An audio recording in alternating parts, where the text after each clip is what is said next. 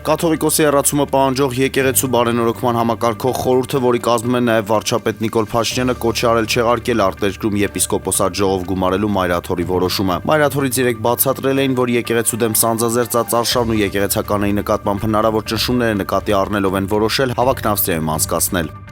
Ադրբեջանի նախագահ Ալիևը ընդունել է Զայեդ մարդկային եղբայրության մրցանակի հանձնման հանձնաժողովի անդամներին։ Ադրբեջանի եւ Հայաստանի միջև խաղաղության պայմանագիրը, որը համատեղ իրականացվում է երկու երկրների կողմից, շատ հզոր ազդակի հաղորդում աշխարհին հայտարարել է Շարլ Միշելը։ Քաղաքացիական պայմանագիր խմբակցության падգամավոր Ռիփսիմե Հունանյանն ազգային ժողովի առողջապահության հարցերի մշտական հանձնաժողովի նախագահի պաշտոնից հրաժարականի դիմում է ներկայացրել։ Միաժամանակ որոշել է ինքնաբացարկ հայտնել առաջիկա խորհրդարանական ընտրություններում քաղաքացիական պայմանագիր կուսակցության համամասնական ցուցակում ընդգրկվելուց նշել է նա։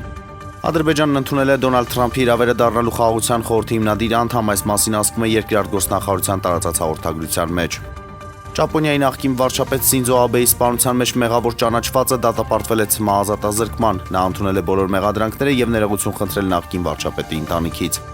Հայաստանի ազգային հավաքականի պատմության լավագույն ռմբարկու Հենրիխ Մխիթարյանը նշում է ծննդյան 37-ամյակն, այս մասին հրապարակում է արել ֆուտբոլի ֆեդերացիան, շնորհավորելով հավաքականի նախկին ավագին։ Նշենք, որ Մխիթարյանն ազգային հավաքականի կազմում անցկացնելով 95 հանդիպում դարձել է 32 գոլի հեղինակ։